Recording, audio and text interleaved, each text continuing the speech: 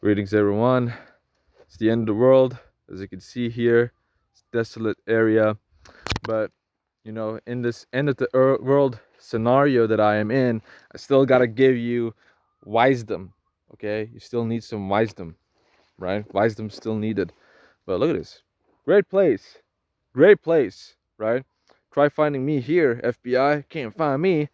But today I want to talk about the shortly what the Ukraine Russia situation really is about, what it really is coming down to, and some considerations, more so economic considerations that is going on.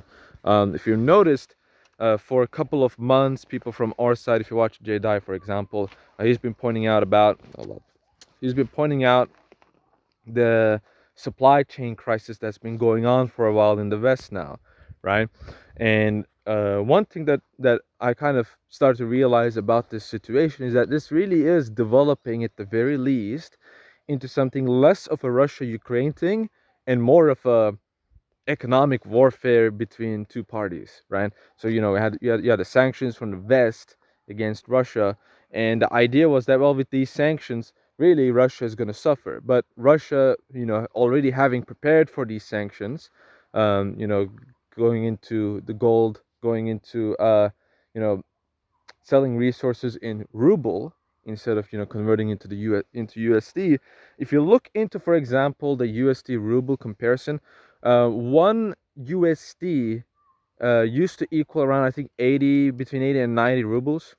And then the war happened and the sanctions kicked in, and then obviously the Russian market took a massive hit. And a lot of people were like, "Oh crap! Oh no! Russia's gonna get wrecked. They're gonna get atomically destroyed. Oh, Putin, we're sending you a bill, Putin. Yeah!" Like that guy from like the video going to a gas station and looking at the gas station. Putin, we're sending you a bill. Yeah, what really was happening instead is that, yes, $1 became 150 rubles, which is an insane increase. But then after a while, the ruble went to the pre-war levels, and now the ruble is actually even doing better than the US dollar. And I pointed this out in my first stream with Conrad, is that if in terms of GDP, a lot of people are like, "Oh, well, Russian economy doesn't matter, dude. It doesn't matter because Russia is like 2% of the world GDP, bro. They suck, bro." Well, that's a lot of that is just services. Now, the service industry, the service industry is good to like make more money and become richer, but the service industry, a lot of it is kind of just useless in like situations like this. In terms of like actual, like, raw, how should I say, like things like gas, right? Natural gas. In terms of that, Russia's GDP is very significant, right? So it's like around 18, 20%, right? These natural resources that the West desperately needs, like Germany, like the US, gas, and all this kind of stuff. This is why some countries like Turkey, they're not sanctioning Russia. If Turkey sanctioned Russia, we'd be in a worse situation than this. I'm telling you that. I mean, this doesn't look bad, but there will be like no homes. My left arm's tired. There will be no place for us to stay. So, uh, you got to think about that. So, 20% of natural, gas in the world is in Russian borders. Okay, Russia has it, and that has been closed to the Western markets, and you're seeing the effects of it already. And other parts, that's just one of the many examples that I'm trying to use here, right? And so when you're closing yourself off from that, of course you're going to take a massive economic hit. But the global economy is very interconnected, right? It's not like the global countries' economies. For example, some countries, they're not good at farming, so they depend on other countries for farming. But the countries they depend for farming, even something as irrelevant as this can actually greatly affect them and cause them to, export less.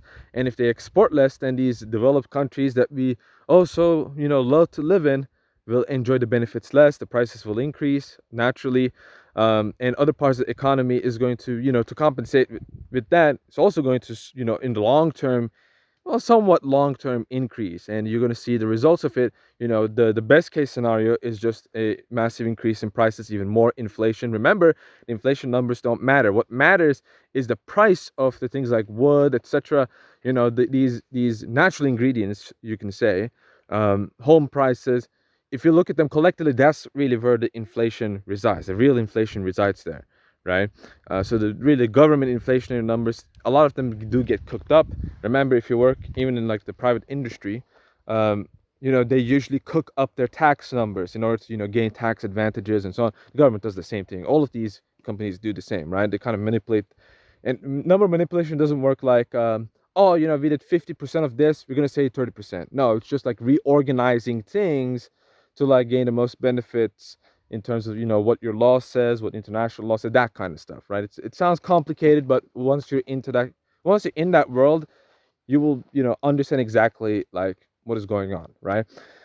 So really, the Russia Ukraine situation, in my opinion, the way it has developed, and of course, I got some things wrong. A lot of people got things wrong because they had different expectations.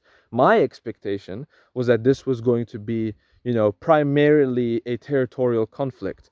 Um, that thesis, that foundation, that presupposition, in my opinion, is turning out to be wrong. And some people still have that presupposition. They still think that, for example, they say things like, oh, Russia didn't get that much territory, in this much time.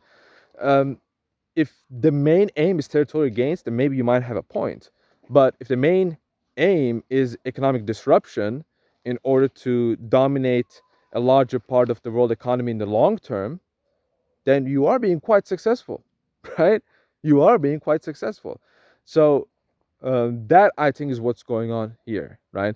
Warfare has very much changed in the modern world. It's not like the old time, you just go and take land for yourself and you take booty and all this kind of stuff. No, we don't live in a world like that anymore. The age of warfare in this manner is, or the next time we get this, is a lot of people expect the next time we get a warfare like this in the first world, really that's the third world war, right? That's the kind of the predictions people are making, saints are making, right? Prophecies, etc. And I do think that makes sense. That's the reason, the warfare has changed. It has turned into economic, infrastructure, cultural warfare, right? So until you adapt to that, you adapt to the new world. You don't have to like it. I don't like it at all. I think it sucks, right? I think it's very weak. I think it sucks. It has its advantages. I think it has a very big disadvantages. But you have to recognize it and play according to it. And if you don't, you're gonna lose, right?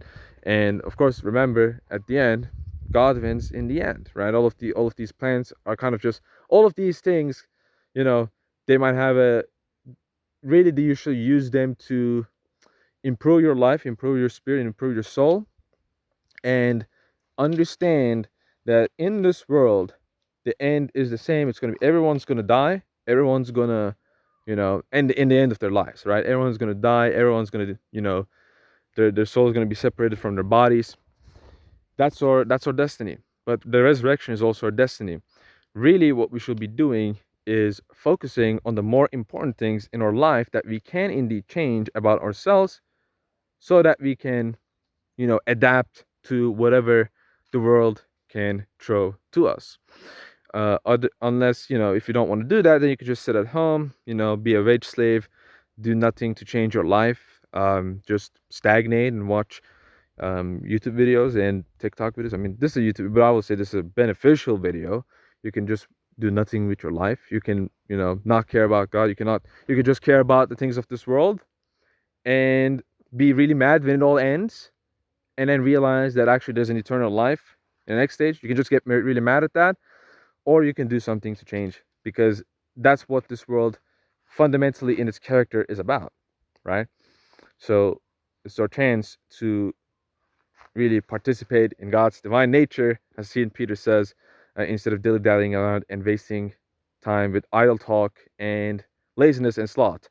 So that's pretty much what I wanted to say. And yeah, I think this is kind of what the situation is developing into. I mean, in the future, it might still develop into something different. Who knows, right? But currently, the way I'm seeing it right now is that this is kind of what is becoming. And, with the supply chain crisis and all this kind of stuff, I don't think it's going to happen real soon or anything like that, but it's good to kind of prepare. What if it did happen tomorrow? What can you do about it? And start working towards, doing something to, as much as you can. And if you live in the inner city, then, you can still do something about it. I think it's just that I just don't know. That's your life. I'm not your life coach. I'm not your spiritual guide. All I can do is just warn you for what's about to come, and have a good time. you know, uh, just enjoy the progress as it goes. So that's pretty much all I have to say. Thank you for watching. I'll see you all in the next video once I get back to my battle station. I'll get to my battle station and stream more often. Talk about this stuff maybe more often. We'll see. So thank you for watching. I'll see all of you next time. And I will give a Patreon shout out to the financiers, but I just don't have access to that right now. As you can see, I only have my phone. So I'll put them in the description below. Thank you all for watching, and may God be with you all. Goodbye.